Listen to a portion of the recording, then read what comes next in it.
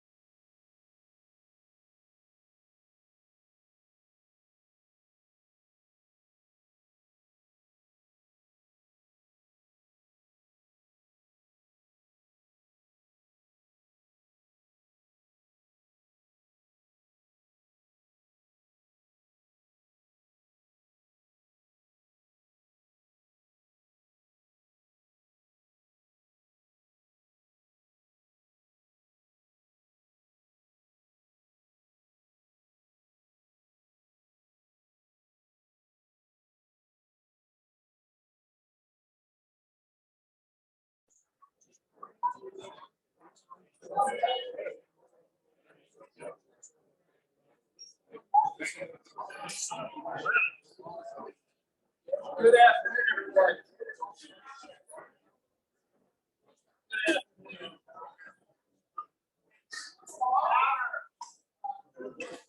Hi, everybody. Good afternoon, everyone. It's so great to have a full house at the East North Business Association. We encourage you to, if you haven't grabbed your plate, grab your plate. Frank Creek Barbecue, thank you so much for providing lunch for us today. For those of you joining us by Zoom, I'm looking at about as full a room as we have had at the association in my 5+ years of being involved, and it's so great. That's because we've got a great presentation from the mayor. We are a public improvement district focused on Lancaster as our program, so it's a double header for the East North Business Association. I'm glad you're all here to join us. We're going to have a 45-minute, give or take, business association meeting, and then we're going to roll into the annual meeting of the PID. So look for that transition here in a little bit. But I want us to move it along quickly because we really want to hear from our key speakers today. We're going to have Malcolm Woodworth come up. Malcolm's going to go and make your way up this direction to bring us a prayer and pledge. Then Don will introduce the mayor, and Mike Shedd will give you announcements, and then we'll have door prizes, of course, because this is the East Business Association. There's always door prizes, and then we'll move into the PID meeting. As we get ready to take a moment of prayer, I want to lift up one of our board members, Mike Wisnan. His family lost his wife's stepfather yesterday. So Mike, that's the only reason he's not with us. He's with his family today. So keep him in your prayers, and thank you for being here. And this is Malcolm who's going to lead some prayer pledge. I'm prepared too. Yeah. Talk about surprise. If everybody could bow their heads, please. Dear Lord, we thank everybody for being able to make this in person and in Zoom. We wish everybody good health, good food. Welcome, Mayor. Good Lord, thank you for the food that we are about to eat or have already eaten. And God bless everybody. Did not tell me that first. It's I can do the pledge of allegiance. If I get any stand, please. I pledge allegiance to the flag of the United States of America and to the republic for which it stands, one nation, under God, indivisible, with liberty and justice for all. Play ball. Absolutely.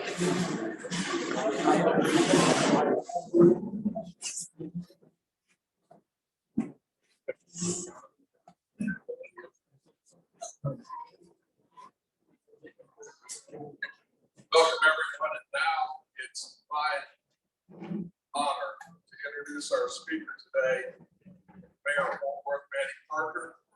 You know, everyone knows the story about the country boy that goes to the big city and makes good. Well, we have a country girl that went to a big university, UT, and made very good. She has her undergraduate degree from UT Austin, and now also a law degree from Texas A&M. So I think the big question that we have, and I know we have lots of questions for Mayor Parker, but the big question is, when UT joins Southeast, who's she going to root for? Please help me welcome Mayor Parker.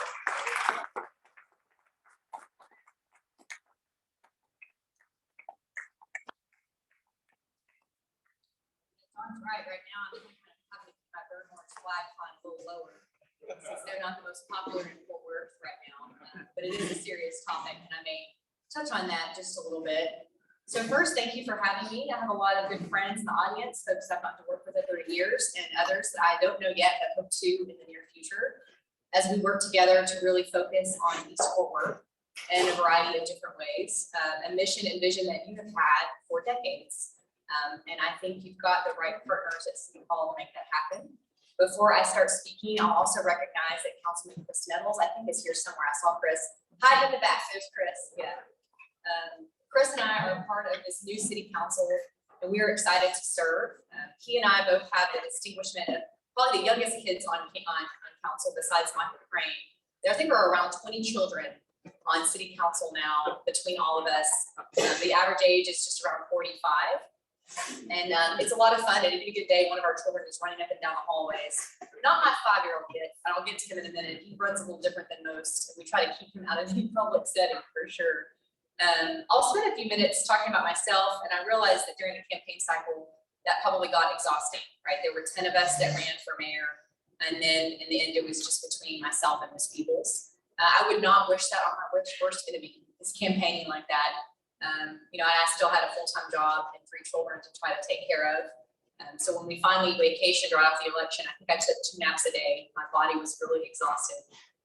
But I can tell you the fun part is getting to be mayor, getting to be in this role and being an ambassador for a city that I dearly love, a place that we moved to about 15 years ago. My husband and I worked for AT&T, and the company sent him here We were in Austin, and I personally came kicking and screaming. I didn't know how much I would love it, and we had always anticipated moving back to Austin very quickly, and that didn't prove to be true. Mostly because Fort Worth poured into us. I was 24 when I moved here, and it was countless individuals, many of you in this room, who wanted the Parker family to be successful. We wanted us to be here and to have roots. And it worked because now we have 3 kids and we're pretty well connected. And I obviously drink the Kool-Aid because now I'm your mayor. It's funny how that works. We have 3 children. They are 19, 10, and 5. They keep us quite busy. Our oldest graduated high school in the middle of COVID and went on to college. Another really remarkable journey that she's been on. She's adopted. She joined our family when she was 10. And so I'll talk a little bit about foster care redesign and specifically ACH, because I think it matters to what you need to know about what's happening in East Fort Worth specifically with All Church Home, now ACH, and our children, our kids. We are really just a normal American family. Our house is typically pretty chaotic. Steve Montgomery's here, the dear friend, he can attest to that. He has seen it in action many times over. And that's truly what you'll see going forward. I made a promise to my family, nothing's gonna change about who we are just because I'm mayor. They go with me to a lot of different events, but I think that's a good thing. Politics needs to look a little bit different. I don't know about you, but I'm a little exhausted with what happens in national and state levels. Because I don't think that I like the music, this is good. Liven it up a little bit. I don't think it's productive. I don't think when the pendulum swings to the far left or the far right, and we politicize everything, do we really get to make a difference? And I wouldn't be running or have asked for political office in any other place other than to be mayor. I was fortunate to be chief of staff for Mayor Price at City Council for 6 years, where I had a front row seat to see how things really can get done. And it's not always easy, but at a city government level, you do work together. You build consensus, and you have an ability to really make change week over week. And this group doesn't need to hear this because you're already very involved, but I encourage you to share that with your neighbors and your friends, that what happens at Fort Worth City Hall matters much more so than the drama in Washington or what you're seeing play out in Austin.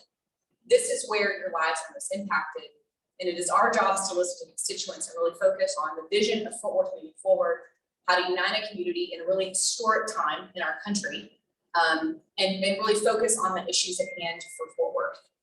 So during the campaign, y'all did, I'll give you a compliment, some of the best discussions and forums that I participated in. I participated in a lot of them. But you were really engaged specifically in what your businesses needed to see, your families that live in this community, and what your vision is for East Fort Worth Business Association and others moving forward.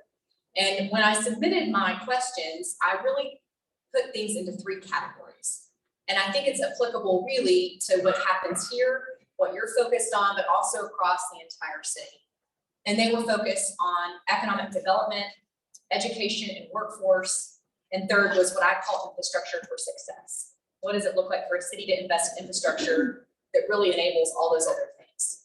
So I'll talk to you a little bit about those 3 categories and then also cover some more imminent issues, including COVID-19 for you in a moment. Let's talk about economic development for a minute. I see Robert Stern's here, so I'll try not to step my toe too much with Robert. His team, of course, the Fort Worth Chamber, the Fort Worth Metropolitan Black Chamber, Fort Worth Hispanic Chamber, Southeast Fort Worth Inc., this association, all of them are working together. But it has been my observation over a number of years that there wasn't a concerted effort to focus on economic development specifically in East Fort Worth. And that's not a blame on anyone in particular. I just think it evolved over time. You had success in other places across our city, West and North into Alliance. And in many ways, you were looking at me and nodding, you felt forgotten, right? What about us in this area, a thriving, arguably the most beautiful part of our city? Where is the focus from city leadership? Well, I'm proud to tell you, along the same time I'm thinking about this, y'all are thinking about the same thing too. What does it look like for us to be better coordinated and focused when it comes to asking City Hall and frankly, Tarrant County for what we need here in our community? And I just got to sit down yesterday with Stacey Marshall, kind of updating me on the hard work y'all are doing to coordinate together under really one umbrella and focus on the ask to Fort Worth. And while all that's going to get ironed out, I think we're on the right track. I think asking City Hall in one concerted effort what you need to see in your community is important. And you have my pledge that I will be deeply involved. Rather than asking Councilmember Nettles or Carrie Moon or Gina Bivens, you just tell me what's going on and we'll rubber stamp it. It's my responsibility as mayor to be deeply involved in every step of the way, to be knowledgeable of what you need so that you can actually achieve that. Because I recognize the bullying pulpit of the mayor's office is significant, and it's something I'm excited about working on together. So my door is open in that respect. I have a lot to learn, and so I'm open-minded to that as we kind of progress forward. There's a lot of things that are happening in the city that pertain to economic development that I hope Robert Stearns could give you a whole diatribe of information on. So rather than do that, I would just tell you, you have the right teams in place to focus. There's a real intentionality right now on what it looks like to market East Fort Worth differently. And while I don't have the specifics, and some of it you can't talk about just yet, you should know that it's something that I'm focused on. And I'll ask those questions over and over again. When a project gets brought to the city, did we think about East Fort Worth first? And I think one of those spaces specifically is going to be on entrepreneurship and innovation and what is possible there. There are numerous partners focused here. Many of you may have heard me speak about entrepreneurship while I was campaigning, but I think it's something we're missing in Fort Worth. And why do I say that? If you compare us to other large American cities like Austin and Denver and Miami, they are kicking our butts when it comes to supporting young entrepreneurs in their endeavors in almost every sector, because they have the accelerators and the opportunity, capital investment that's needed. We have some wonderful good stories. Our Business Assistance Center that's run through the city, Tech Fort Worth is a great example. And there are some other projects we're hoping to support in this coming budget led by UNT Health Science Center and others. But I think all of you in this room should understand that when you export talent, because young entrepreneurs have ideas that are very big and they move to other cities that are supporting them with capital, guess what happens? They don't come home. And that currently is what happens to us. Most frequently, it happens going to Austin. But there are others besides myself that have recognized this has been a problem for quite some time. And I know that our economic development department and our chambers are also willing to spend a lot of time and political capital to make that happen. The other things that may not seem as sexy, but they are important, is your 2022 bond program. And while it's not necessary for me to go through all the details and how it all breaks down percentage-wise, because I think that's something we need to provide to you and let your group really mull over. I'll say this, the city of Fort Worth does a fantastic job not only putting together proposed bond projects, but making sure there is full transparency and public participation in the process. I'll give you a little example, and this is not to throw anybody under the bus of any other ICE, like Fort Worth IC will likely have a bond in the fall. Our bond is not until May of 2022. We are already having a public process around what our bond looks like. It is fiscally conservative, but it's also smart. It's right around $500 million. And importantly, Robert would kick me if I didn't talk about this. We are coordinating with our friends at Tarrant County on their bond process as well to make sure we leverage in a very smart way bond projects, specifically in transportation infrastructure, to make sure you get what you need. And that process started long before I was mayor. David Cook really spurred, along with Judge Whitley and G.K. Manius. So huge thanks to the county for being our partners in that, but that's just better service for your taxpayers. We're also in the middle of a bond, excuse me, a budget process for the city of Fort Worth for this fiscal year. And you'll be very glad to know, despite preparation for the opposite being true, fiscally, we're in a very good position, thanks to property tax values going up year over year. We likely hope to cut our tax rate by $0.015. Now, will you feel a tax cut on your bill? Probably not, because the value of your home has escalated to such a point. So that's why the balance of commercial versus residential continues to be something we work on. It's upside down right now, about 60% residential and 40% commercial. And until you flip that, homeowners receive an undue burden, in my opinion. But I do like to remind people, 1/3 of your tax bill is city taxes. 1/2 of your tax bill is ISD. The rest belong to JPS, Tarrant County College, Tarrant County. So it's behoovant on the city to make sure we keep our property values as low as possible, keep our tax rate as low as possible, continue the quest to lowering it. But it's up to us to make sure as taxpayers, you feel like you're getting what you deserve for the amount of money you stroke a check to the tax assessor every single year in property taxes. It's not fun, but we're a two-legged stool in Texas. This is how your city government is funded, is through property taxes and sales taxes. Thank God we do not have an income tax in Texas, and I think it has served us well and been an economic driver. But is the reality. That does not mean that we don't need to pay attention to the property tax burden that's been experienced by Fort Worth. It is true that we have taxed mostly seniors out of their homes. And we have to find new mechanisms to make sure they receive every single tax incentive they can on their homes. They're educated where possible, and we coordinate with TAD and the tax assessor's office. I think those processes are in place, but I don't think we often tell the story like we should, and it's something we'll have to work on even through this next bond process. So second, I'll shift to education, which is a little bit easier for me to talk about. So when I left City Hall, my plan was not to run for mayor. My plan was to run Fourth Cradle to Career in the Tarrant 2 and 3 partnership, which I did. We founded the nonprofit in the middle of COVID.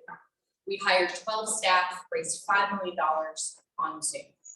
There were 10 of us I never met in person. I had to wait 9 months to get to know them. But the work is significant and it will continue. And I'll give you the why. Currently in Tarrant County, only 23% of your students make it to a 2-year or 4-year credential within 6 years of high school graduation. And for those students that are low income, it is 14%.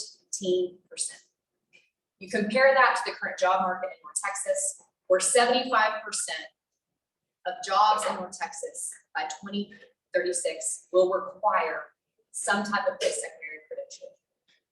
That means you've eliminated from students here in Tarrant County the ability to survive economically in North Texas, have a living wage job, to live, work, and play in this community. So when we founded T3, the real focus is how to help our students find their pathway.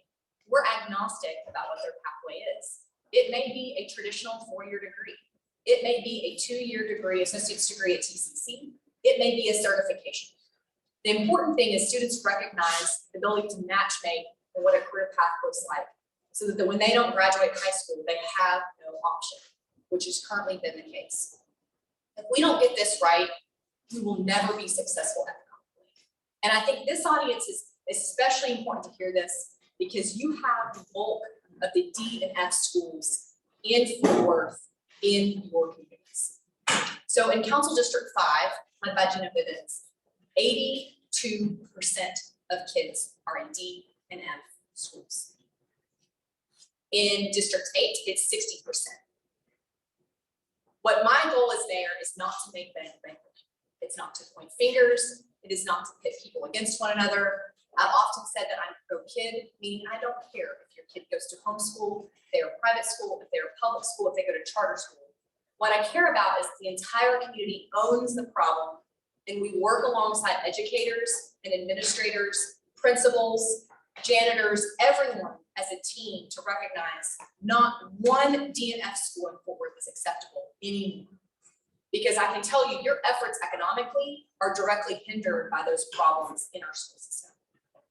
But I don't think the answer is to point fingers at a teacher who wants the best for the classroom or to principals. I think the blame really needs to be cast on the entire community. In this city, we're going to own the problem, right? I want to empower our council members to have information that pertains to their district.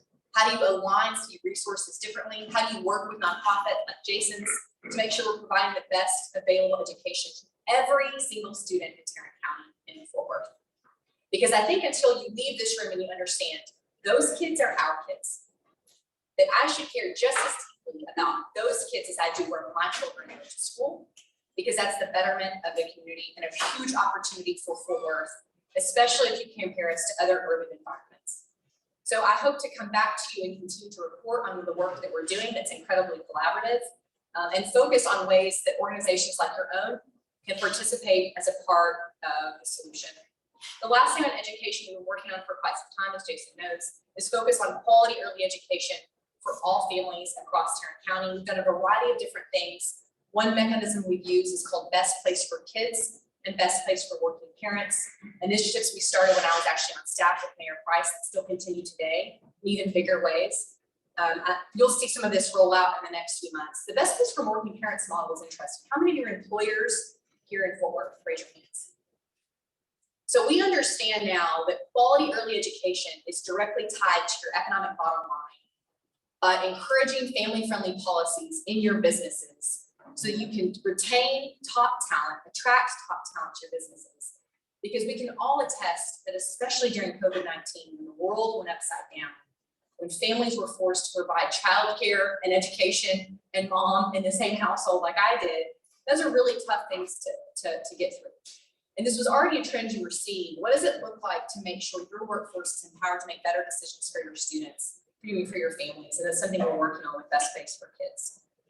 So moving to infrastructure for success, you can call it whatever you want to, but you'll see in this 2022 bond process, the very careful, methodical way the team led by Roger Venables has created around infrastructure across the city, everything from parks and recreation to new streets, community centers, aquatic centers, using an equity lens to understand where the need was greatest across the city, and making sure it was fairly distributed across every council district.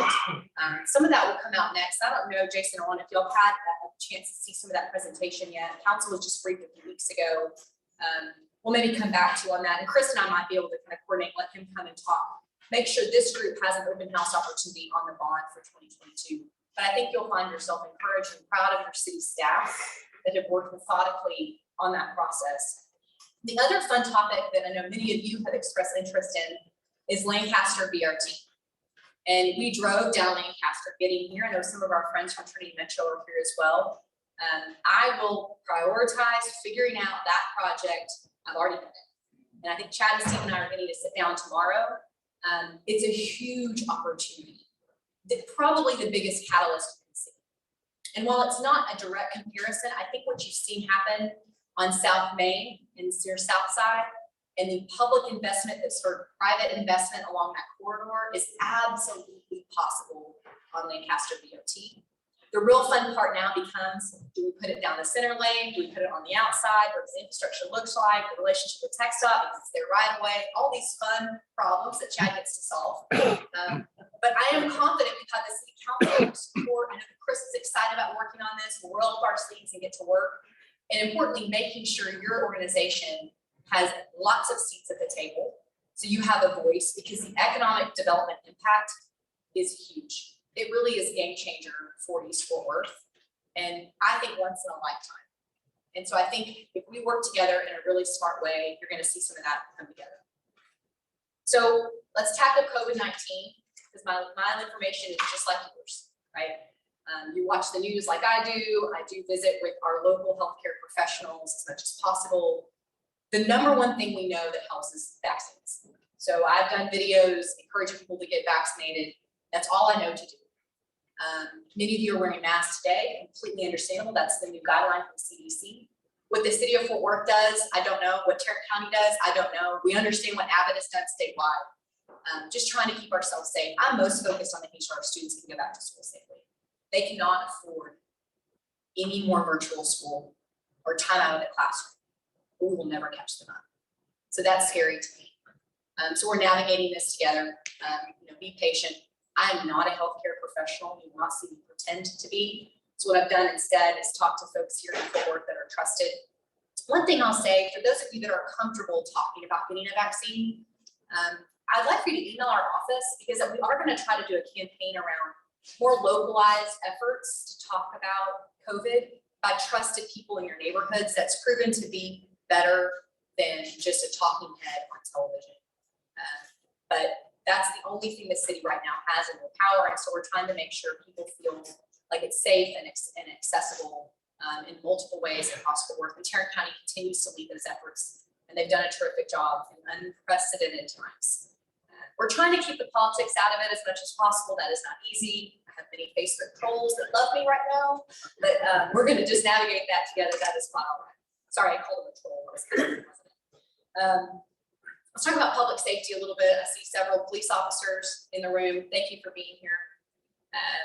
When I ran, I used the terms together that you can be pro-police and pro-community at the same time. And I believe that at my core. You have the finest police department in the country. Are they perfect? No. But they deserve a mayor that will stand up for them, and importantly, sometimes sit down and shut up when it's up to the chief and the staff to do the work. And fortunately for me, I have a very close relationship with Chief Neil Noakes. I have for years. And so he and I have that relationship. You just tell me what you need, Chief, to do your job. I'll be there beside you. There'll be plenty of times we will not see me out front because I don't think that's important. And frankly, I don't think it instills any more security, whether the situation is a crisis, it's a public safety issue, it's a conflict between police and community. What they really need is support and not someone undercutting them to really make change. Chief Noakes and command staff created a process, or really a program called Safe Fort Worth, focused on driving down violent crime. Violent crime is up across the entire country. And it's something that Fort Worth, many of you are probably a part of the process to get us into CCPD, to fight back crime in the 80s and 90s when we were called Murder Worth. When we had the highest violent crime rate in the country, those are times we do not want to get back to. But there are multiple efforts I'm very proud of, led by Fort Worth Police Department, to keep crime as low as possible, to drive those things back, and importantly, involve the community. Secondly, from that, I'm not naive, and I was there on staff during some of the most difficult moments. And one, of course, was when Tatiana Jefferson was killed in her home. Horribly tragic, and something that our community is still grieving through. And I have a responsibility as mayor to spend a lot of time, and I have, working with community. It's a healing process that we're undertaking, and it will not be quick. It will take a lot of patience and a lot of involvement from many of you here in this room. But we're working on it. And led by Fernando Costa and Esther Tucker, a Unity in the Community workshop group that's been meeting for hours and hours, many times a month, to work through in preparation for what will be a very difficult time when they do set the trial date for Officer Aaron Dean. Your guess is as good as mine as to when that happens. Judge Hagerman, who presides over that court, has over 2,300 back cases in his court, and 300 of the defendants are currently in jail. And because of the Code of Criminal Procedure in the state of Texas, you have to proceed with those other cases first because they're detained. So there's no way to rush the process. I know it's frustrating. It's been 2 years, but we're watching that closely. And importantly, the police department is coordinating with myself and others to get us through those moments as best we can. I do feel very strongly that we owe it to Tatiana Jefferson's legacy to do something significant in the city to remember her and her efforts, her drive towards education, her love for her nephew Zion, her love for her family. Now, the good thing is we're not restricted about that. I think the family gets the opportunity to tell us what they hope for, and they've already started that with the Tatiana Jefferson Project. And special thanks to Chris Nettles for really leading those efforts and asking the tough questions on council. I know he won't stop doing that. We've got lots of work to do, but I encourage you to be involved in that process because I think the way the city chooses to honor a Tatiana can be a lesson to the country in how you grieve through a process that no one intended, a result that no one wanted. It hits me home because when it happened, Zion, her nephew who was with her, is the same age as her, 19. And imagine what that would be like if my son had witnessed that sort of trauma in his home to someone he loved. So while that's emotional and sometimes a little uncomfortable, I try to remember that when I talk about this case and this situation of life lost, because it is personal. It should be to the entire community, or we can't get through it together. Lastly, I'll just say this is quite a road that we're on as mayor. You can imagine. I'm 37. I'm a mother of 3 children. No one can follow Betsy's shoes with her energy. I can promise you, I worked for her. I still don't understand how she does it. It's not quite human. And so I'll try to set boundaries around that and what works for my family. But I can promise you, I have the energy and excitement like I never had before for our city. My goal is really for us to think through big vision in the next 2 to 3 years. And I want other cities, other mayors, other business leaders in other parts of this country to be asking, what are they doing in Fort Worth? What is the secret to their success? What is making them now one of the top destinations to live and work and relocate. Because growth can't just be, population. It can't just be the second fastest growing city in America, which we are. The 12th largest city in the country, which we are.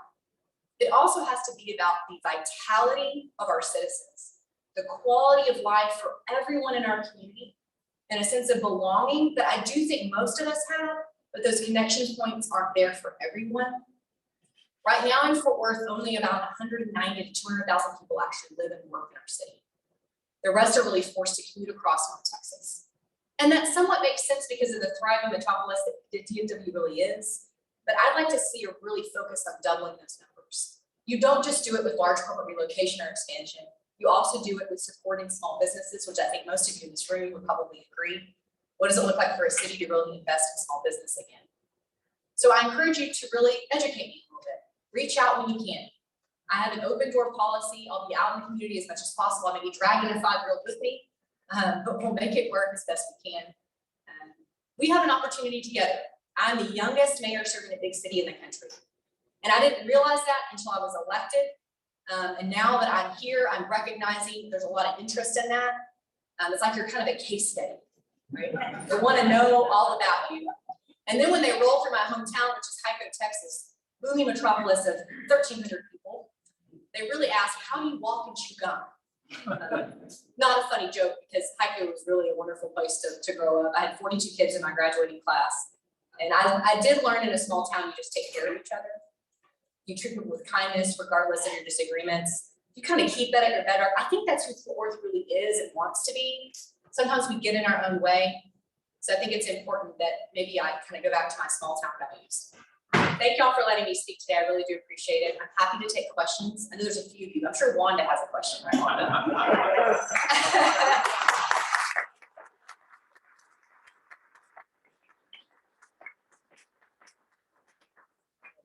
I also am a proud orange blood. And when I graduated from college, I really hated the fact that I couldn't find a job in Austin. I had to move out of town. Today, I'm glad I don't live in Austin because of traffic. Traffic is awful. Fort Worth has grown, seems like about the same rate as Austin over the last couple of decades.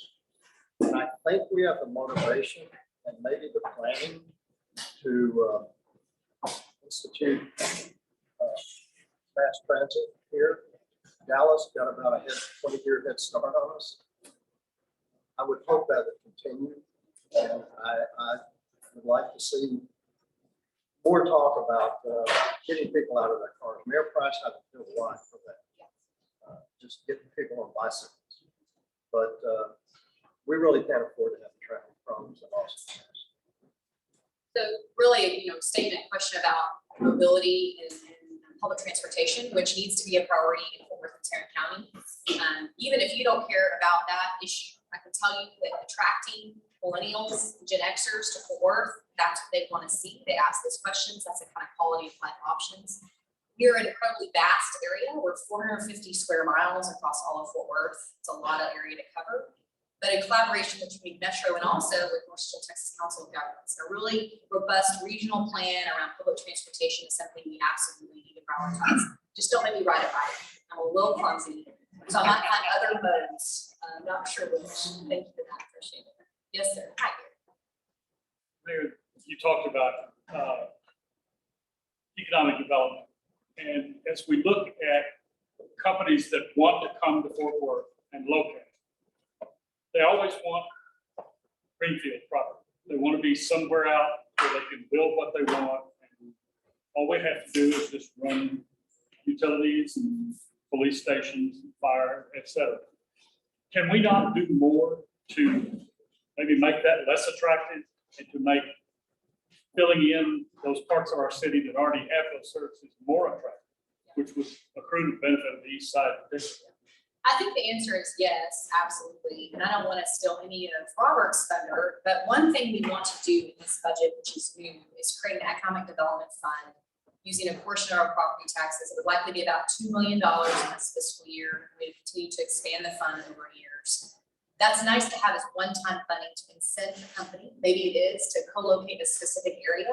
outside of the typical tax abatement or tax incentive process. Those are tools we haven't had traditionally that I know Robert's excited about having an opportunity to use. And then also I think the coordination that you're creating with Southeast Oregon and others, letting you tell us what properties, buildings, areas should be marketed. And it's up to the city and the other chambers and others to coordinate through you to make that possible. Because you're gonna know better than anybody else what should happen in the community, what you're most excited about. And then lastly, I'll say, I don't think we've always kind of thought outside the box enough and found ways to create an option outside of greenfield space. And fortunately for Fort Worth, we have plenty of greenfield option if that's what they want to do. Since you can't talk a relocation out of that. But trying to market differently what's available in the urban core is also important. Anybody else? Yes, sir. I believe I'm right. Does Fort Worth have a city manager, Form of government. form of government, Yes. and then we've got a mayor, y'all. So we get combine along. it No. time? So this is kind of fun. I reported to David Cook, our city manager, for 6 years, and now I'm the mayor. So that's kind of fun, right? Jokes aside, David and I are good friends. He's been a mentor for a long time.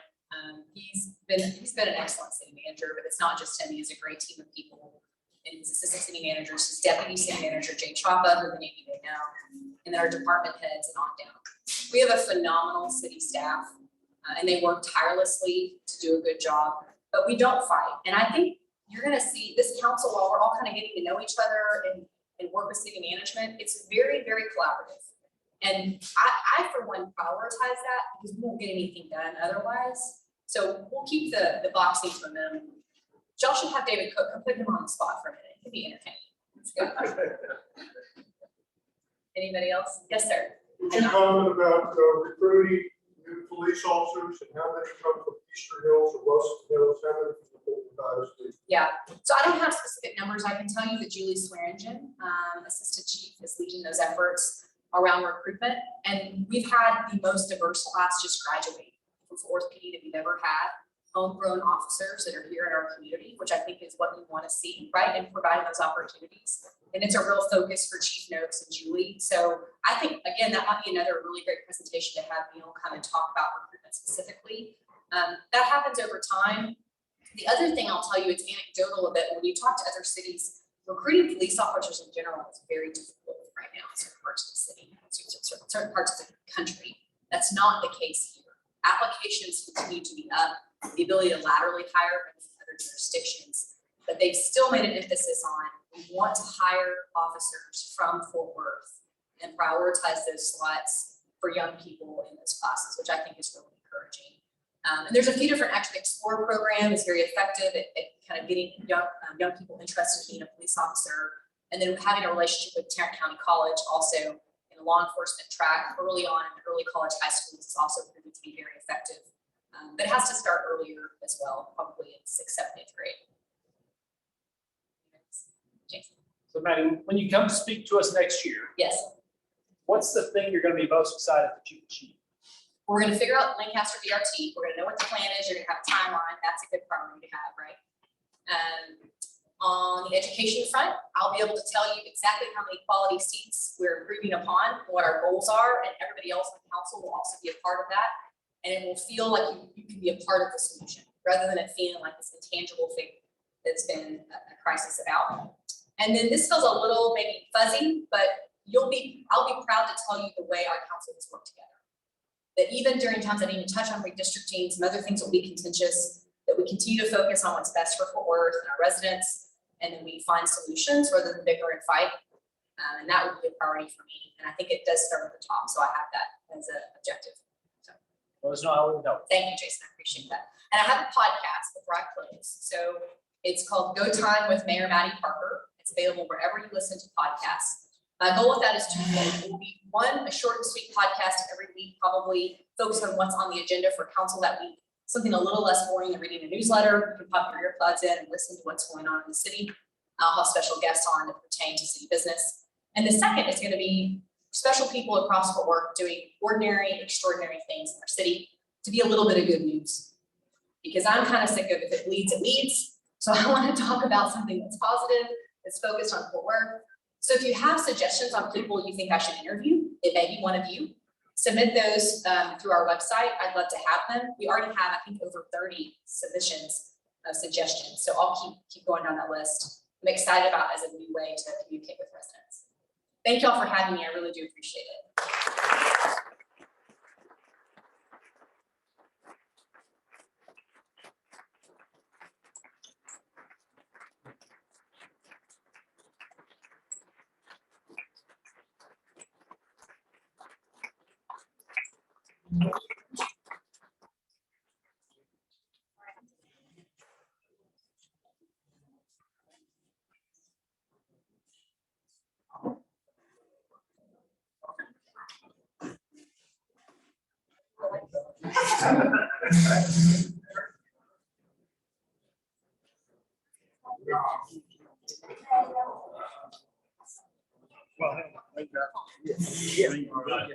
Thank you, Mattie.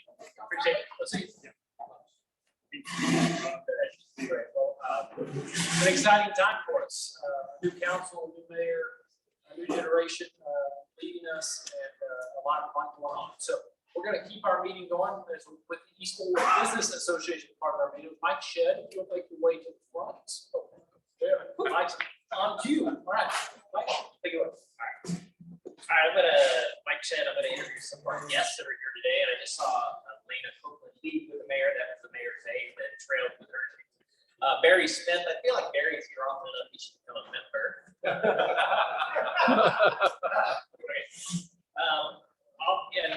Barry's with the kid, he's on the kid. Adelado Jimenez, he's the owner of Jimenez Auto Center right over here on East Lancaster. Claudine Villarreal, he's with Meals on Wheels. Edwin and Joyce Randall with Uncle Ed's Bargain House. Y'all know where that is, right over here on East Lancaster. Robert Stern, is Robert still here? I feel like Robert's here often enough where he should become a member. He's here at least 3 times a year with us. Frederick Romano with Easy Express Tax Services here with us today. Thank you for coming. John Ornelas, one of your neighborhood police officers with the long hair in the back there.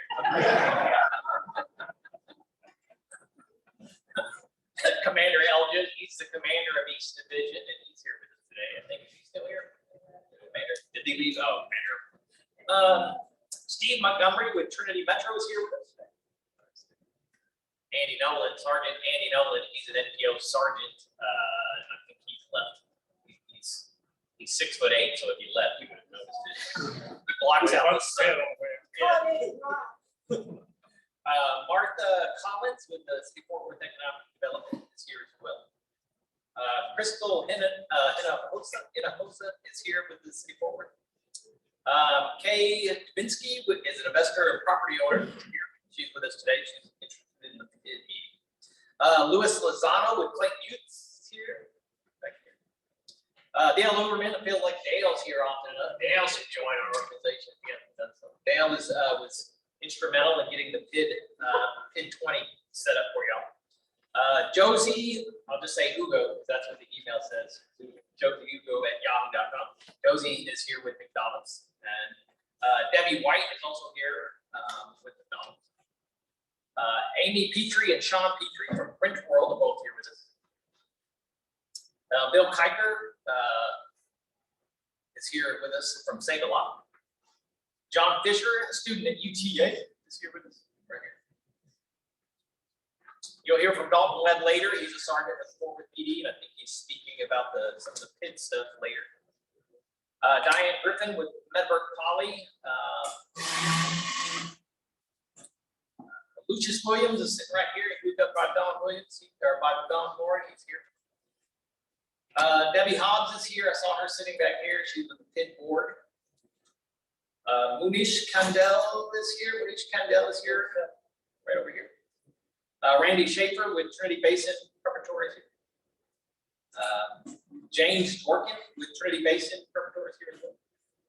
Legina Thomas, Hands of Peace Massage is here with us. So that's the last one I had. Do I have any announcements I need to make? Don't have any announcements. Do we have any announcements we need to make? I wasn't told of any announcements. Yeah. Thank you all for being here, all our guests. Yes, and Meeting 3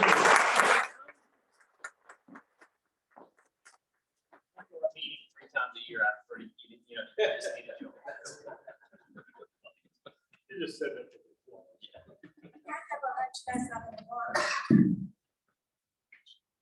Not as tall as these other guys. We are a volunteer organization. For those of you who are not familiar with the East Fort Worth Business Association, we have one event a year, and that's the only event that we have to raise money. Mattie had talked about education being very important to us. To East Fort Worth Business Association, our motto is education is good business. The event that we have in November every year, which we didn't get to have last year, unfortunately, stresses achievement for not only our local businesses, but for students in themselves in their classroom. And we give monetary awards to the students, to 5 graduating students, and we also have been buying books for our elementary schools that feed into Eastern Hills High School. We have done this for a number of years now. Our event this year will be at Texas Wesleyan. We went ahead and chose November the 11th, which is the Thursday of honoring our veterans, but we thought we'd go ahead and do that and honor our veterans again this year. We have sponsorship levels. We are not the kind of people who ask you for $25,000 or $50,000. We ask you for $5,000, $25,000, $1,000, and $500. We're cheap. We put on a good show, and we would love to have you as a sponsor, and you will be getting invitations from us for the event, which it was just wonderful in 2019, and it will be again. Thank you. Wonderful.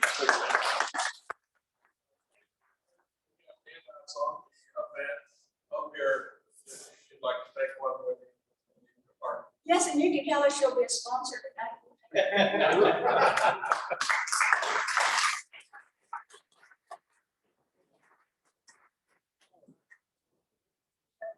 Now, our East Fort Worth business meetings are always hallmarked by door prizes. So we have a wonderful group of door prizes today. And Bill Swinson, past president, is going to help me.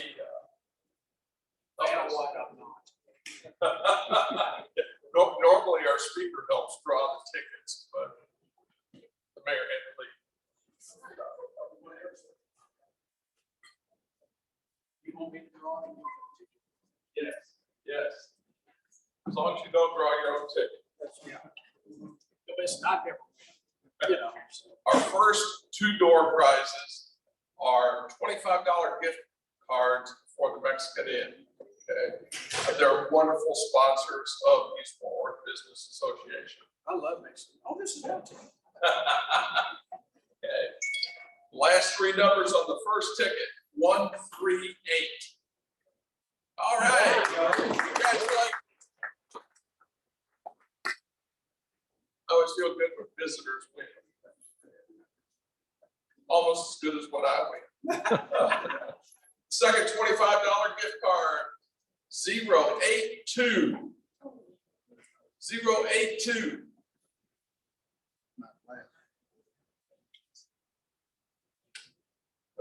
Okay. Yeah, check your number, Bill. Yeah. Okay. Draw another one. 098. All right. Still liking it when visitors win? Can I go with you?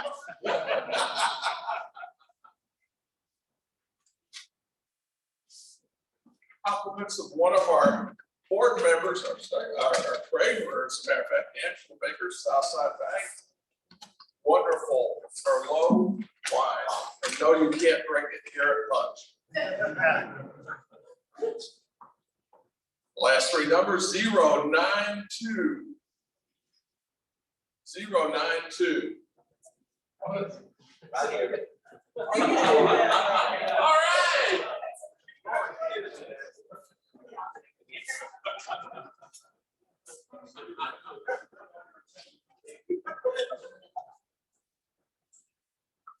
Compliments of Swinson Financial, and I have to say, I have drank several bottles of this. It's a wonderful wine, his favorite. He's gracious enough to share it with us. 155. 155. All right, Ms. Williams.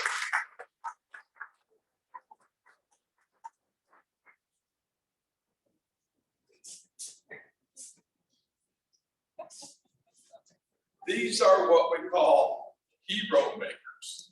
Make somebody a hero going home today. Compliments of Wanda and the red roses.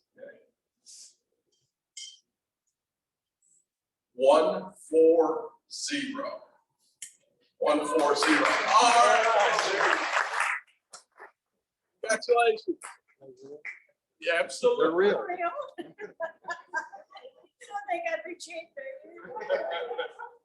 Also compliments of Wanda, these beautiful yellow roses. 146. 146. Oh, not bad. All right.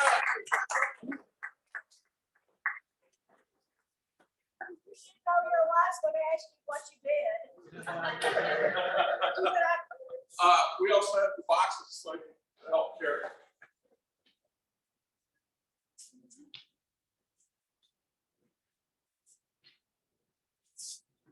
Another one of our board members has very graciously donated 2 sets of 4 tickets plus parking passes to the Texas Rangers. Okay. Malcolm Wentworth, Cars for Kids. Malcolm's one, he's gone. Okay. Wonderful, wonderful band. The first one is for, well, these 2 are for August 15th and August 19th. The first one pulled will have their choice. 126.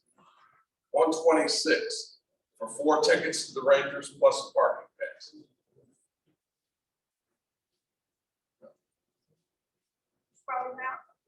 Yeah, we had some officers that left. 126. No. 132. 132. All right, Gracie. You have a preference.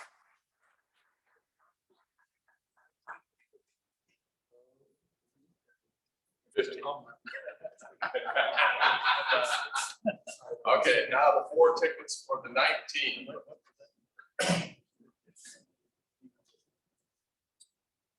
Zero 8 0. All right.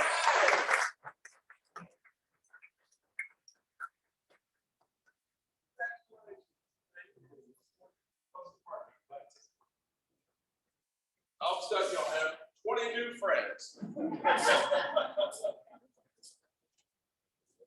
Oh, it's back. Bob Gallant, Marble and Granite. Wow. Wonderful cutting board. Bob, what color is this? Saint Cecilia. I'm sorry? Saint Cecilia. Saint Cecilia. It's Texas.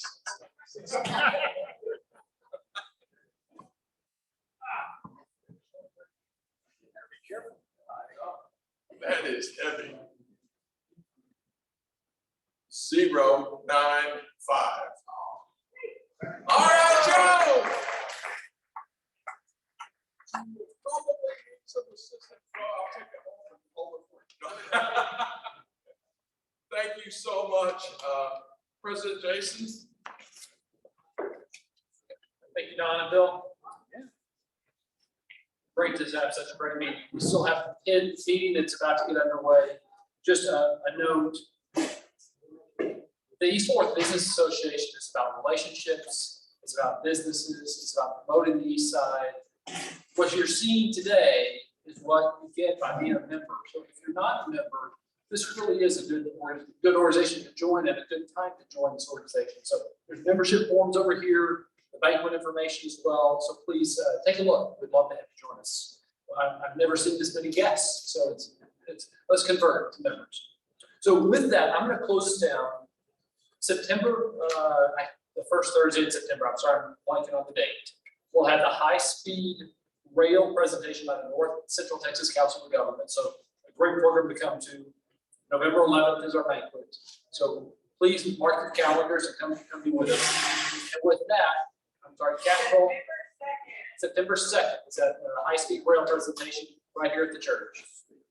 And with that, I'm going to adjourn and turn the program over to Robin Willits of PID number 20, our Lancaster PID. Robin, come on up. Welcome, Robin.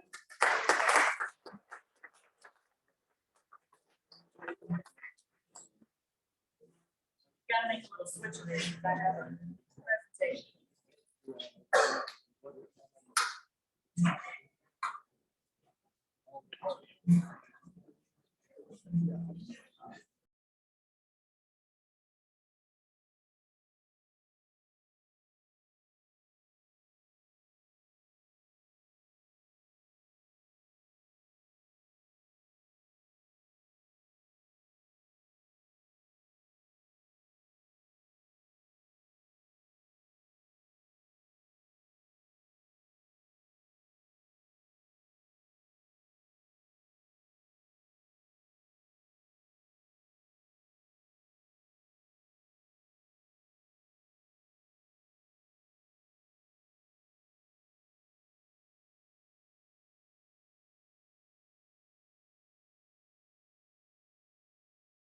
Little boxes on the screen. And we had very few people, and so this is nice. I feel like this is gonna be our really first official PID 20 annual meeting. So I appreciate y'all, especially the ones who aren't PID members and are here hanging out and staying. I appreciate that. I hope you learned something today, and we'll take questions at the end if there's anything that y'all have questions about. Quick introduction. I'm going to do a lot of introductions, but just so y'all know who I am, Robin Willits. I work for First Service Residential. I am the management company that the city of Fort Worth hires to manage this PID. I actually manage 3 PIDs for Fort Worth. This is my first commercial PID, so it has been a learning experience for me, along with all of our PID members, since this is, I believe, officially the newest PID for the city. So commercial is something totally different, but I've learned a lot and I love it. I love my kids. I love all of them. So I was up for the challenge of this one. So I'm gonna try to make it skip through. Let's see if I can get it back up. So I always say I never get nervous talking in front of people. It's the technology side that gets me. So let me try again.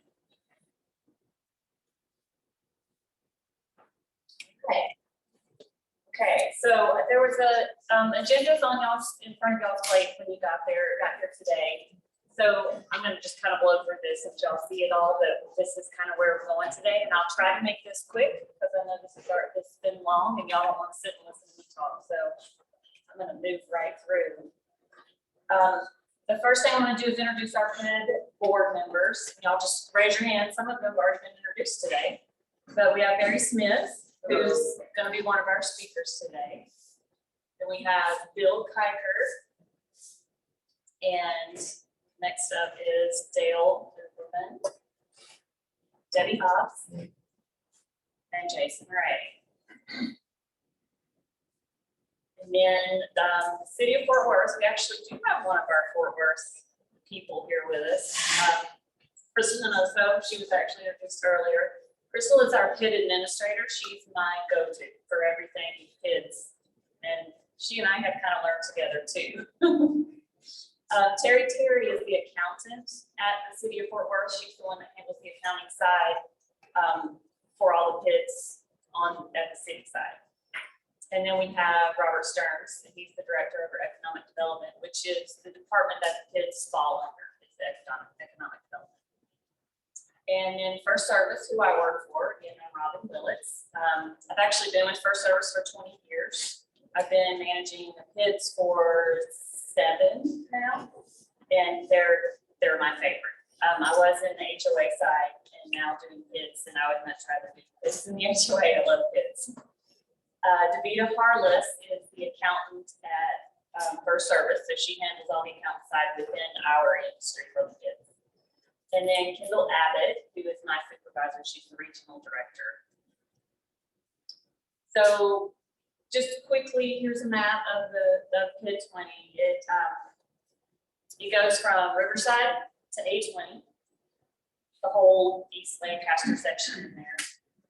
It was established in 2019, February, but we really didn't start the security side of it until 2020. So we tried out all the numbers that you're going to get today when we talk about security. That's where we started taking the numbers so that we can kind of calculate where we are and what's going on and the improvements that we've made. So enough for me. Now I'm going to let Barry come up, and Barry is actually our PID board member. He's been here since January 2020. He owns several businesses in the PID, I think. Properties.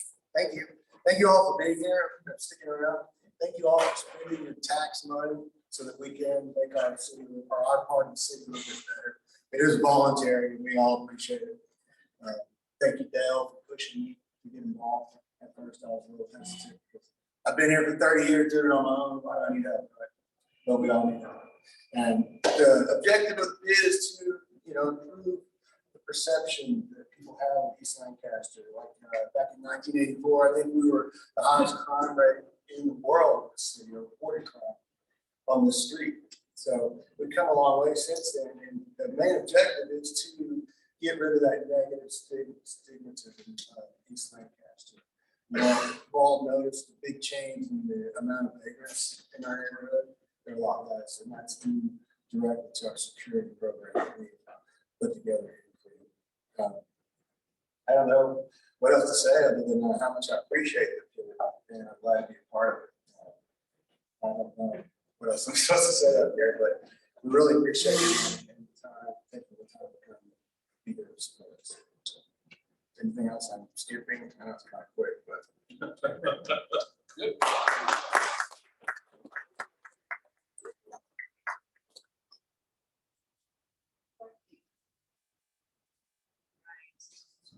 So Sergeant Dalton Webb is going to come speak next. We had this past year, a few months ago, we installed flock cameras in the PID, and Sergeant Webb actually came and spoke with me at another one of our PIDs about these cameras, and it didn't work out for them, but I started thinking the 20 is a great location for them, and we've got some slides here that he's going to talk about, and it kind of shows how great they were. Just press that button there to advance it. So hello everyone, thanks for having me today. My name is Sergeant Dalton Webb. And I've been with Fort Worth Police Department for 16 years now. A little bit about myself, I'll be as quick as I can, just to get everybody out of here. That's better. So I'm in charge of what is called the Real-Time Crime Center. So real quick, what is that? Imagine a room full of TVs and police officers on computers, watching cameras, watching technology, basically helping officers, helping citizens from a room. Looks like a NASA control center. That's what I'm in charge of. I've got 14 police officers that work in there with me. So our primary job is basically to monitor the cameras that we have, because we have to innovate as we continue to progress with technology in general in the world. Police departments have to do it as well. One of the ways that we've done that here lately in Fort Worth is what's called our flock program. And that's what I'm here to update you about, because I think it's very important with the investment that the PID has made in these cameras to understand the return on investment. What are they actually doing? That's what I'm going to go over with y'all. It's a fantastic way for us to partner with business owners, with community, through technology, with your local police department. So real quick, what is Flock for those of you that don't know? Flock Safety is a company based out of Atlanta. They make what is called a license plate reader camera. All it is a small camera that is solar powered that we can put up, and they read license plates as they go by. That's essentially all it is. That is a tremendous benefit for us as a police department because it gives us leads on crimes as well as allows us to be proactive with your active criminals. It's very long been known that a large portion of your crimes in a city are only committed by a very small amount of people. Those are the ones that we want to target, and these cameras allow us to do that very surgically and very precisely. The PID has purchased 8 of these. We've got them scattered from East Lancaster and Riverside all the way to about 20 on Lancaster. And I wanted to give you all an update just so you can see what the return on investment of those are on these cameras. So in the past 30 days, we've scanned 1,010,000 license plates on East Lancaster, just in the last 30 days alone on 8 cameras. Of those over 1 million plates, 855 hits have been recorded. Now, what are hits? Well, the only things that these cameras hit on are stolen cars, felony warrants, things of that nature. Basically, the worst people in our communities that we do not want in our communities driving up and down our streets, because those are the ones that are committing crimes. So of those, 38 were stolen cars going up and down Lancaster. We probably got the vast majority of those, if I was to guess. 79 are high priority felonies. 2 of them were missing persons. Again, this is just in the past 30 days. But most notably, especially recently, just last week, we had a bank robbery in Euless, Texas. And they called us and gave us the license plate. We put it into our Flock because we didn't know where it was. We didn't know where it was scanning at. And lo and behold, it scanned 2 hours later up there about the 5600 block of East Lancaster. He was staying in a hotel there. Well, he's in custody now, thanks to that. So he doesn't get to rob any more banks now, thanks to your cameras. Some of y'all may remember the homicide that happened over there at Sargent, Lancaster, a couple months ago. Flock broke that case for us. Thank you to your cameras. So that's really about it. We have had these cameras in the ground now for about 3 or 4 months now, Robin? Is that about right? And they've already been a tremendous impact for your areas. So any questions? That's really all I've got. I just wanted to give y'all an update. So like I said, I think it's very important for y'all to understand the return on investment. Yes, sir. I just want to hear your response. Some people might say, Big Brother is watching here. What would be your comment? Yeah, so that is always a question for us. That is always a question, especially in my job being in charge of basically the whole technology of the cameras in a police department. This company, as well as your police department, takes privacy very seriously. We understand that we have to be very careful about citizens feeling like we're watching. That is not our goal. At the same time, we also have to, everybody has to understand that technology really helps us with fighting crime. So this system here only keeps license plates for 30 days. It's audited frequently. You have to have a reason to search it. We take those things very seriously. So we're not searching for anybody's license plate unless it's involved in an active crime. So does that help answer your question at all? Just wanted to hear your comment. Yeah. Does that include traffic? No, we do not use this at all for traffic enforcement or Class C misdemeanors, which is what traffic tickets are. Yes, sir. Is that enough cameras to cover the entire corridor, and or do you expect to enhance it? I think 8 is a good number. They're evenly spaced. Y'all will see them on the poles if you drive by. They're clickable game cameras with solar panels. We don't keep them secret. They're not hidden. They're right there for everybody to see. And they're about the 2000 block, about down there close to Sargent and Rand, and then further down about the 5800 block. So they're evenly spaced. I think it's a good number. So, yes, sir. Earlier, you mentioned you had about 14 people watching Yes, streams. Have you looked into AI? Have you looked into AI to get those guys out of the street? We have a number of different software that we have for analytics, for cameras, AI, which this also uses as well, that has built into it. It's honestly, that's a whole other meeting that I could talk about that on. But yes, we do have those things. Any more questions? Okay, so my email, I believe, is up there. If anybody has any, that's too far. There it is. If anybody would like to email me, I'm an open book. I'll be happy to chat with you about it. I understand that these things, these pieces of technology, they can be hot button topics. I'll be happy to talk to you about it. We have nothing to hide. We're here to protect you all in your community. That's it.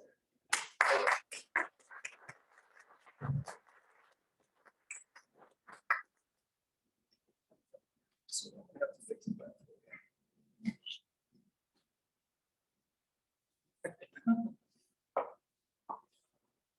Just while I'm thinking about it, this presentation will go up on the Bid 20 website, so y'all can view it later if you would like to. And then I have some business cards on the table here. If anybody wants to grab that on your way out, you can email me if you have any questions that come up afterwards. I'll be happy to answer. If I can't answer, I'll find the right person to answer. Right. So next up, we've got Scott Westerland. He works with our security company that's doing the security patrols in the PID. It's Texas Special Security. And he has, there's some slides here with some data too that's going to be helpful. So I'm going to let him just come in. Take it away.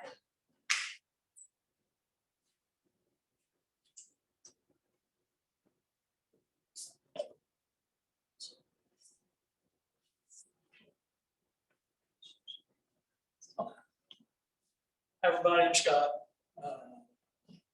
He's referred to me as Scott. I've been with TIS now for 8 years. My background, I was in the Coast Guard for 12 years, for Homeland Security for 5 years, got into corporate security, now I'm in private security. I am the director of sales and operations, so over everything. The PID has kind of turned into my project. I don't let any of our other managers are not running anything on it. I'm doing it. I enjoy it. That's what I'm doing. What you see here is we use an electronic reporting system that keeps track of every contact that's an enforcement style contact that we make. Whether we're talking about vagrants, if it's criminal activity, maybe those are the two things, vagrants, criminal activity, that would report in this system. We're just talking to some kids that are playing basketball, we're not reporting it. Okay? So, spreadsheet won't go all the way back to when we started, but we're currently down 76% from our original. The very first week that we were out here, we made 586 contacts in 7 days. Is that done? Okay. Sorry, I thought I talked about it. We made 586 contacts the first week. And now we're down to we're averaging about 130 a week. Okay. So if you look at our first 6 month average was 387. This past 6 months was 163. And since the beginning, we've averaged about 260 a week. Currently, in our previous 6 months, and it's very hard to see. I didn't realize it was not going to be on a computer for everybody to see. These are the block numbers. This represents how many contacts we made on those block numbers in the last 6 months. As you can see,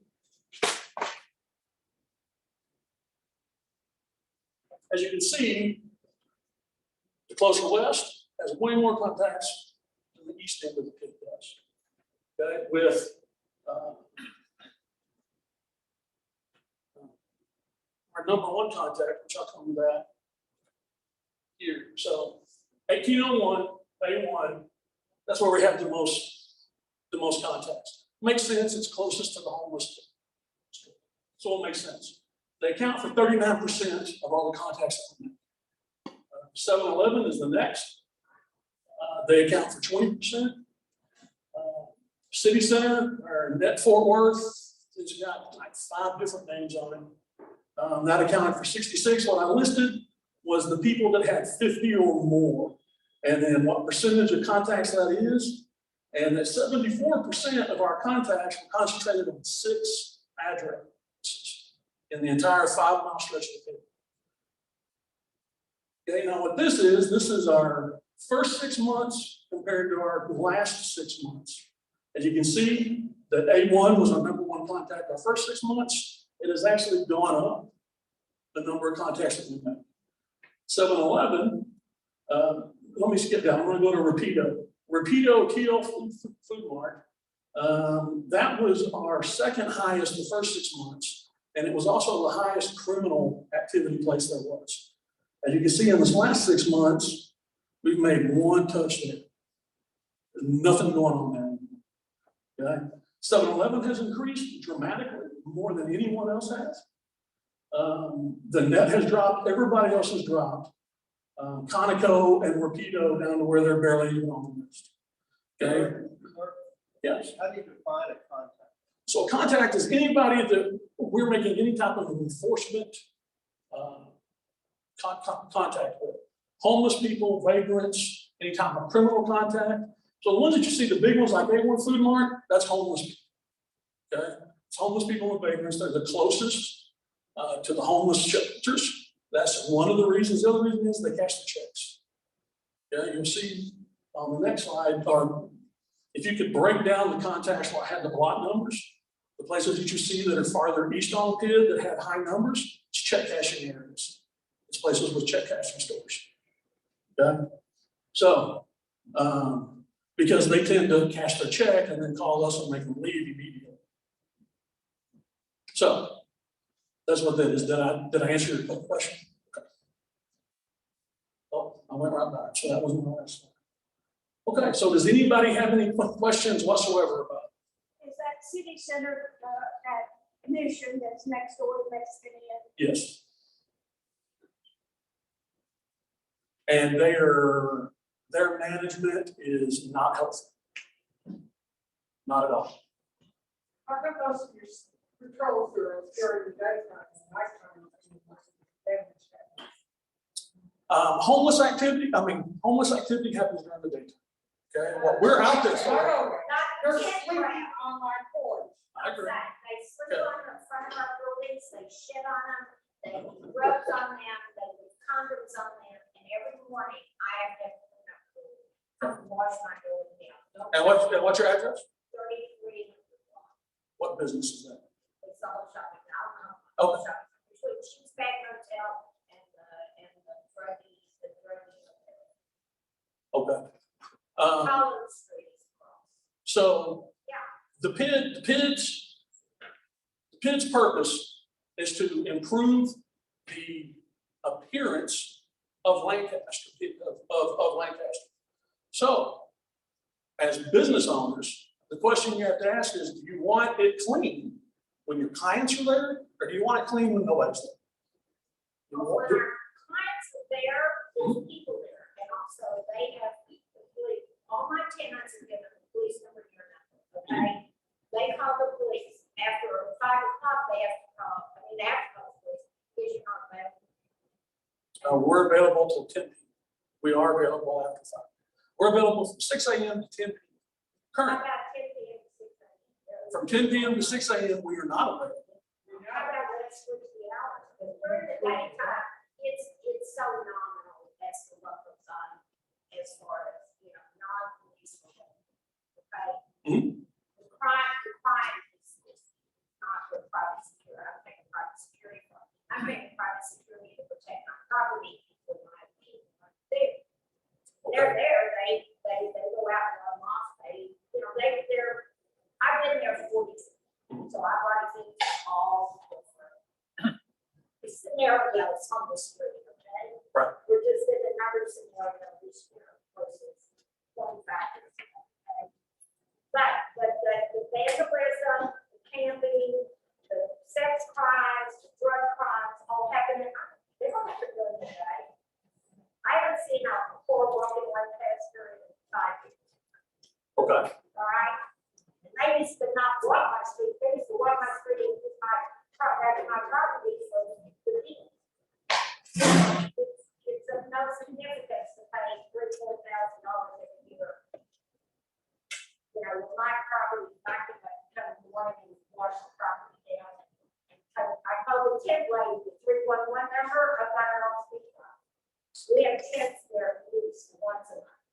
Okay. So I mean, when we're talking about contacts, you know, running a penny in the off, it's not,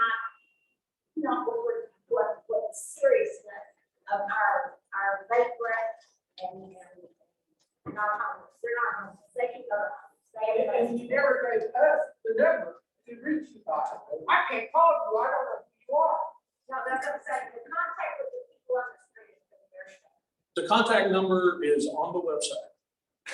We get What website? on the PID 20 website. So, Sure. so we mailed out, when, No, I got that. Yeah. right, that's what I was gonna show you this week. When we do the annual meetings, well, actually before the last annual meeting, when this PID was established, we did send out postcards. They go to the business owners. So like the managers of the businesses, they're not getting them, it's going to the owners.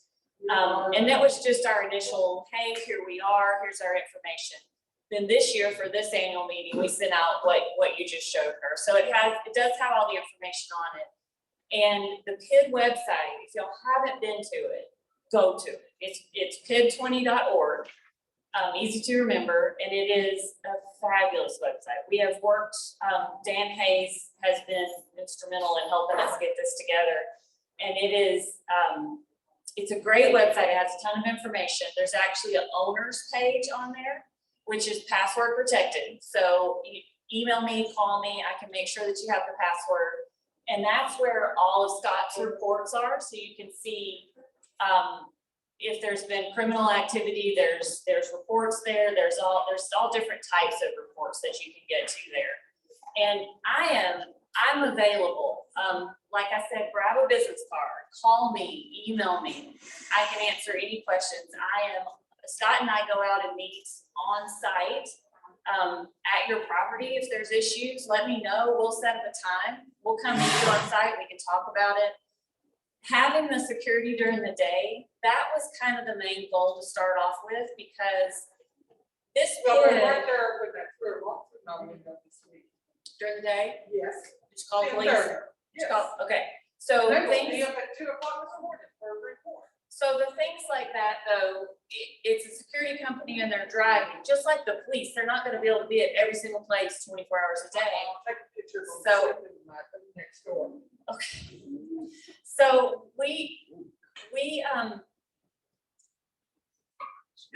the security that with the way we started it, we wanted to make sure this PID, to be honest, when I first came out to PID 20, I did not want to get out of the car.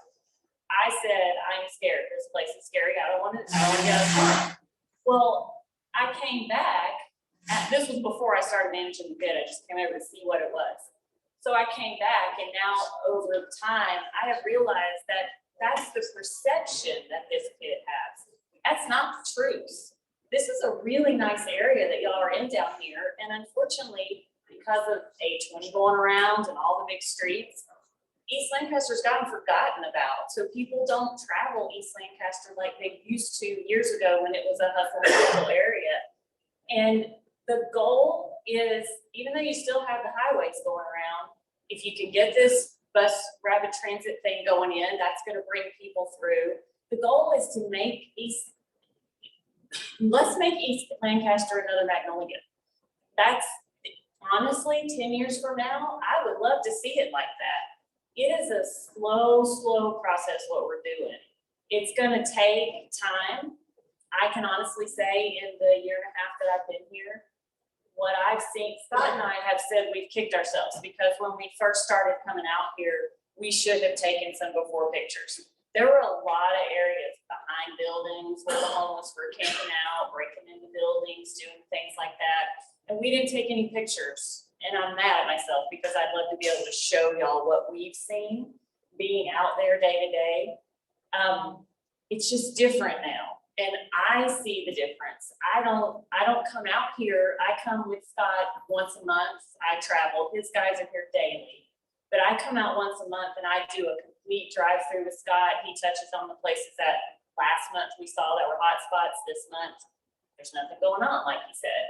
So I have seen a difference. And that's the goal, is to try to change the perception so that you as the business owners see that things are moving forward, things are changing. So you'll want to take pride in your business. You'll say, okay, well, things are looking better. Maybe I'll spend a little money and paint the front of my business, or restripe my parking lot, or things like that. Because once we can get the perception of the crime or the homeless or whatever down, and then people start taking more pride, and then you start seeing a visual change. There's a new painted building, there's a new developer that comes in. Look at your new library down there, it's amazing. That's what we want with this pit. We want it to be what it was 50 years ago, when it was the hustle and bustle of the area. So don't count us out. Give us time. Like I said, it's a learning experience. This is the first commercial pit I've ever managed, so I'm learning all about commercial side of things. But a pit in general, it's not going to change overnight. I wish that it would, and I wish there was some magic button you can push to make everything perfect, but it doesn't work that way. It's a slow process, and you tackle one thing at a time. And as far as the security goes, we have been working with the police. There was a meeting a month or so ago that we're going to do a follow-up meeting with, and we're trying to get everybody on the same page and everybody work together. We had a meeting with code compliance, brought them out, showed them some of the areas that we would like their help with. They're on board now. And that's the goal. It's not one person, it takes a village. And so we're trying to get that village together, and I think it's working. I hope that y'all bear with us and cheer us on and do your part too. And it's gonna be great. I know it's gonna be great. Yes. I will tell you that we are on the far east end of it, and yes, it's working. And I feel for the owners that are still dealing with it. But we used to have people sleeping on the side of our building, sleeping on the front of our steps, we couldn't get into our building because they're out the doorway. And please can't come, because that's not urgent. We don't know if they're potentially stable or not, we don't want to confront them, and we have called numerous times. The security people have taken care of it, and we appreciate it and value it. And we did have a brochure with the phone numbers. I don't know how some people know how we do, but if you don't have the phone number, you should get it, because they are very helpful. Thank you. I second that. I'm on the side. Okay, that's good. That's good to hear. And I'll say to everybody, if you're having a specific issue with your property, call me. I'll be glad to come out there and talk to you about this issue. That's what I do for a job. So y'all please call. If you have something that you think one of my guys did that we shouldn't be doing, as she said on her way out the door, she'll take a picture of somebody asleep. I would love that, because that's somebody getting fired. Okay, I'm not paying them to sleep on the car. Okay, so I need to know about that kind of thing. So y'all, I can't fix what I don't know about. The only way I want to know is if y'all communicate. Yes, sir. Okay, I'm a property owner of the Lancaster. I have a wonderful tenant building, and I don't know how service works. Like I have to sign up for these, I just acquired that property, like a couple of months ago. Which building do you have? I have S.C. building, like 41, 43, 47, 43. So That's an apartment complex. up to the apartment, S.C. mail, and multiple tenants. You are signed up for it. Now, something that we've had to kind of temper, especially some of the hotel owners, is that we can't, my guys aren't gonna come out there and knock on doors and tell people to go put their rent, right? We're not gonna do that. We're out there for the whole kid, not for them. They need to hire somebody to do that, okay? Somebody's doing something in your parking lot, we'll come take care of that. But when there's something with one of your tenants, we're not dealing with that. Okay, that's civil. The police won't even do it. That's civil stuff. Okay? Or they need to have their own security. They can stand outside somebody's door for 3 hours because that's what they're there for. Okay? If I'm outside your door for 3 hours, I'm not outside yours at all. So we can't be doing that. Okay? So does that make sense? And as far as, so you were saying, because you own a business in the PID, you are in the PID. So you're paying for these services. So what Scott does is it's not like he was saying, it's not, he's not, the security company is not, it's not for individual properties, it's for the community section. So like if it's happening within your, like inside your building or something like that, that's not something that they can handle. But if there's somebody sleeping on your sidewalk in front of your door, that's who you call, and they can make sure that they're moving on. And if there's criminal activity, please call the police. Yes. Calling us won't get the police out there quicker than you can. Right. I don't know, some people have got the impression that if we call the police, they show up. They don't. And back to the website real quick, when you go to the website, if you go to, there's a tab on there called resources. And there are tons of resources that the city of Fort Worth provides for business owners to help with the facade of your building, for restriping parking lots, things like that. The city will help with those types of things. And we actually have a business owner that approached me a few weeks ago, and we met him on site, and he has reached out to those programs and has sent me a picture of what he intends to do with the front of his building using some of those resources. And it's amazing the difference. And that's what I was saying is little things like that, even if it's just a coat of paint, it makes a huge difference in the perception of what you're seeing. So between the homeowners, you can tell I'm not a commercial, I'm still training my brain. Between the business owners out there doing their part, security doing their part, me trying to oversee all of it and try to keep everybody on the same page, and the police and the code enforcement, it takes a village. And I think it's moving along, it's doing a good job, and I appreciate that people have said that they are seeing good, because that means a lot. I'd like to make everyone a note, we're running out of time. I know. We are out of time. And we're all done. Overtime. Everyone, there is a budget and a 5-year projection on the resources on the back of the sheet. So if you have any questions about that. And the last thing I would like to say is thank you so much, PID Board, for sponsoring lunch today. Enjoy the barbecue. Thank you so much.